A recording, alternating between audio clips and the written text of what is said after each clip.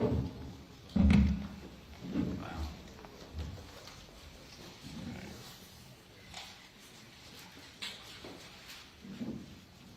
good afternoon, everyone. Thank you for joining us here inside Pass and Stowe at Citizens Bank Park. It certainly goes without saying that we are thrilled to have Aaron Nola as part of the Phillies family for the foreseeable future, as yesterday the club formally announced his signing to a 7-year contract, taking him through the 2030 season. Now, as I mentioned family, I'd like to make special mention of some individuals that are here with us today, beginning with Aaron's wife, Hunter. Congratulations, and thank you for being here.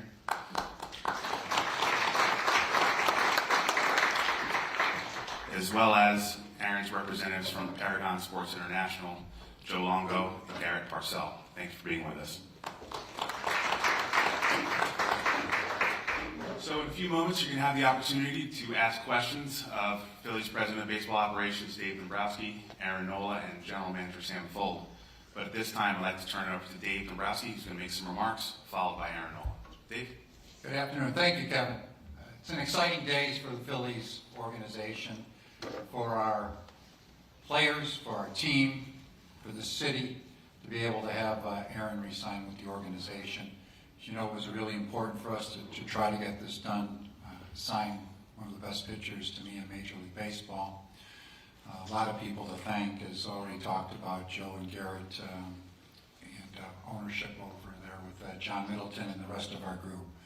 But also, I think, a unique situation too, because not only a tremendous pitcher and human being, but what Aaron and Hunter mean for the community. They're already entrenched within the city and have done so much. And to have them remain, and it was apparent anything can happen, but they really wanted to remain part of this organization, this community, and that's a great thing for all of us. So we're absolutely thrilled that we're able to make this happen, to have one of the top pitchers in baseball, top starting rotations in Major League Baseball, and we'll look forward to the next 7 years and hopefully plenty more after that. So we're very happy. Congratulations, Aaron.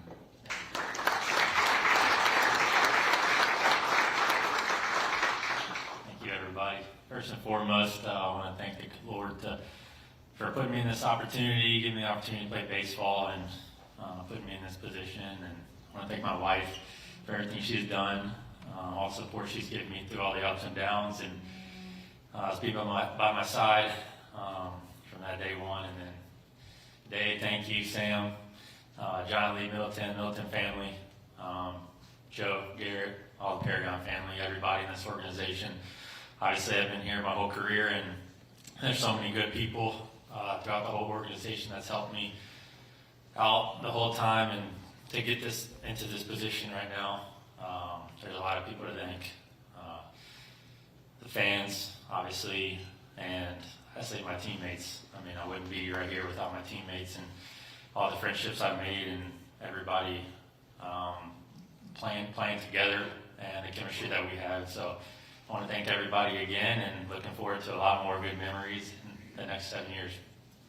Great. Thank you, Aaron. Thank you, Dave. Kevin, is it the appropriate time to hear this? No, we're just going to get right into questions with the photos. Okay, right right.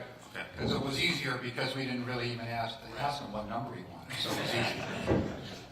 Okay, with that, we can start with questions, but please keep in mind there are microphones on either side. If you have a question, just raise your hand and we'll get the microphone to you. Not all at once. We can start right here in front with Tim. Aaron, did you turn down more money elsewhere to stay here? And if so, what kind of drew you to wanting to stay with the Phillies? I mean, I've always wanted to be a Philly. I've always been a Philly. This is kind of the only place we kind of had our eyes set on, and it is the most comfortable place for me. Like I said, everybody in this organization is so good, has been so committed to winning, committed to the players, the relationships that I've made. It's going to last a lifetime, and I feel like it'd be hard to get away from those people. And obviously, I'm very grateful to be back. Go to Matt in the back left. Aaron, if you go through this whole contract with the Phillies, 7 years, you could be at the top or near the top of just about every record or most records for pitcher in this franchise's history. Did that sort of legacy, is that something you thought about? What would that mean, to spend your whole career with one team? Are those the kind of things you were thinking about during this process? Not really, honestly. I think the part of spending my whole career with one team, yeah, I feel like that's pretty special to do, especially in today's age of baseball. The other stuff I haven't thought about too much. I think the biggest thing I think about is winning a World Series. The past 2 years we've gotten pretty close, and we obviously have the team to do it. And to make that next step is obviously my goal. It's everybody, and that clubhouse goal is everybody, and the organization's goal to do that. And that was a big reason that I came back. And Philly's the only place I've known. That was another reason, and my wife and I feel comfortable here. Alex in the front and the left. Aaron, you just alluded to this, but following up on how the playoff run in the past 2 seasons factored into your decision, how big of a part was that in your decision making, like wanting to finish a job, wanting to win a World Series with this team? Yeah, man, I think in 2022, first time in a while since we've been in the playoffs and making the World Series, we experienced that as a team, and it just makes you want to win it even more. And then last year was obviously really tough, but to taste that and have that right in front of us kind of drives us a little bit more. And there's nothing like playoff baseball, especially in this town.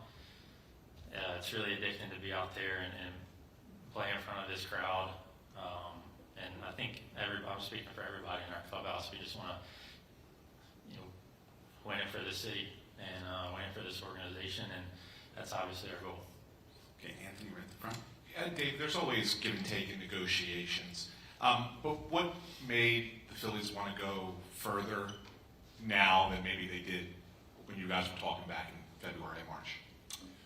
Well, we really never, at the time, just the situation, we really weren't that close at a particular time, for various reasons, and you always have to respect the player's ability to see what free agency's like. They don't get that opportunity.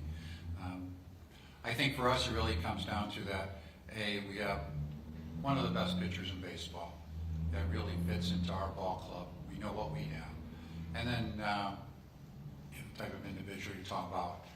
But we also, sometimes you have to just make compromises, right? Because that's what the market plays. So you're in a position where when there's clubs that are involved and people are talking about, you have to go to a certain length to do something. And when you weigh the dollars and the length of contract, but when you start talking about an individual that's talented, that's a tremendous pitcher, reliable, goes out there every 5 days, takes the ball, we know the makeup of the individual. And then you look at the aging process too, and you're talking about extremely hard worker. In fact, one of the things over the last couple of years, I think we made a little bit of strides, is that sometimes we have to cut Aaron from working too hard, because he really just, our people have said, hey, we need to just, he works so hard, we need to preserve him. And if you notice, in September the last couple of years, he's pitched very, very well. And so the later into the season, and of course into the postseason, that's been important. But when you look at, he's a good pitcher, he gets better all the time. There were some things that he did late in the season with a little bit of his delivery, holding runners, I think adjusting a little bit more to the pitch clock. When you start putting all those things together, we thought, we want to win, we want to make it happen, and sometimes you have to compromise. Okay, Corey on the left. Dave, when this offseason began, were you confident that you guys are going to be able to work out a deal, or were there times when you wondered, given the competition, to sign Aaron, whether it would be possible? And just why was it so important to get this done this early, so quickly in the offseason? No, I wasn't confident. Even though I knew that Aaron loved it here, it was apparent, and Hunter loved it here. But anytime someone enters free agency, you never know what would happen. So no, I wasn't confident by any means. I was hopeful and thought it would be a great decision that worked out for everybody. Really, the time frame aspect of it, it's nice to get it done early from ours, because it gives us a situation where we can look at other things that we want to do to try to help our ball club however we can. But it really is more dictated by the player and his representative. So they dictate that time frame, and just they had received some offers from clubs that were pushing them. They knew that they liked Aaron a great deal. So for us, it was time to move forward at that particular time, and we were prepared to do so. And we reached out to John and explained the situation, got the okay. So it really is more dictated by player than by club as far as moving it at this early time period. But it really does help for us to have it done. Go to Matt in the back left. Aaron, when the deal didn't get done in spring training, you knew how far the two teams were, or the two sides were apart. Is there any time where you're thinking during the season, or maybe even after the season, like, I might not be back? I mean, just given what happened in the spring. I think it was a little bit harder after that season ended. I thought about that a little bit more. During the season, honestly, didn't really think about it too much. Just kind of focused on winning and on the team, and trying to do my part and try to take the ball every 5 games and be healthy and try to give the team the best chance to win each time I got on the mound. So I feel like I blocked that part of the free agency out for the whole year pretty well for myself. And yeah, it was obviously kind of tough at the end of the year after we lost that. Like I said, I always wanted to be here, but you go into free agency, the reality of it is you don't really know yet. So, but I'm just grateful that we got this worked out and got it worked out early. Okay, I'm going to go to the right one, Matt to George.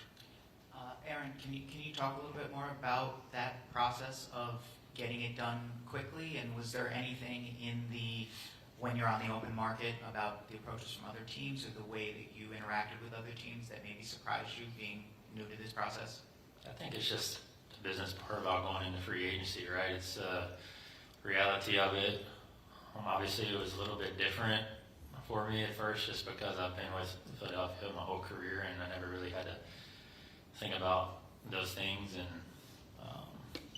signed a contract in 2019, and I knew I was going to be here for 5 years, so not having to worry about picking up our house and moving somewhere, moving our soon to be family somewhere, and but just definitely blessed to be back here, and we don't have to make that big of a change, and getting it done early is definitely special and a plus because got a little one on the way. So I think it's going to make it a lot easier for us down the road. We'll go to Scott on the left. Aaron, I was going to ask you, players wait a long time to get into free agency. You were a free agent for a few weeks. Did you enjoy the process? Did you enjoy looking around and sort of seeing what other teams thought of you or how they valued you? Or was this not an enjoyable thing for you to go through these last few weeks?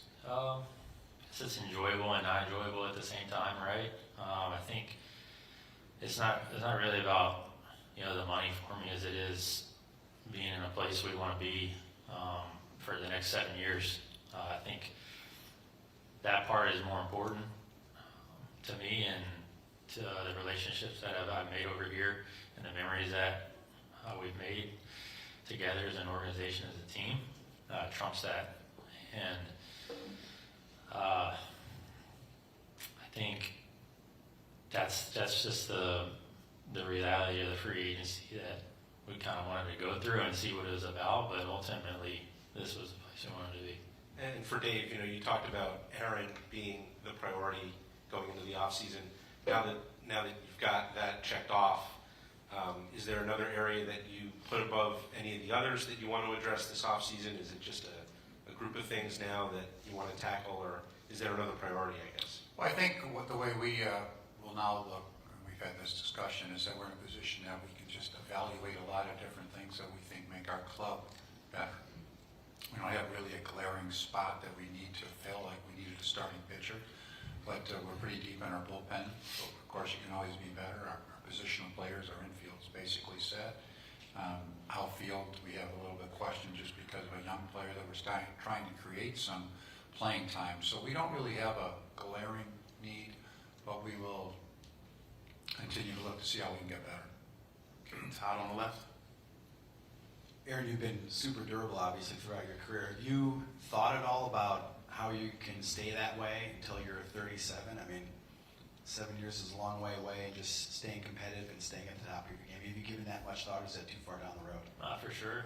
Yeah, I mean, I definitely do. I'm going to stick to my routine and what I've done up to this point. I feel like I have some ways that I feel like I believe I can make myself healthy and stay healthy. But it's all about figuring out, what I need to do and what I don't need to do. If I'm too tired, if I'm not too tired, to back off. Kind of like Dave was talking about earlier. There's no, set thing I have to do every single day anymore. I learned that early in my career that it doesn't work for me. So finding that routine early in my career just helped me out a lot. So definitely thought about that, and I hope I age well for sure. But I'm going to do everything I can to stay durable and take the ball every time they ask me to.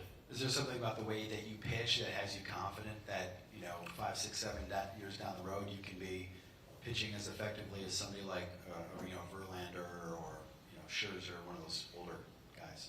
Yeah, those guys are amazing.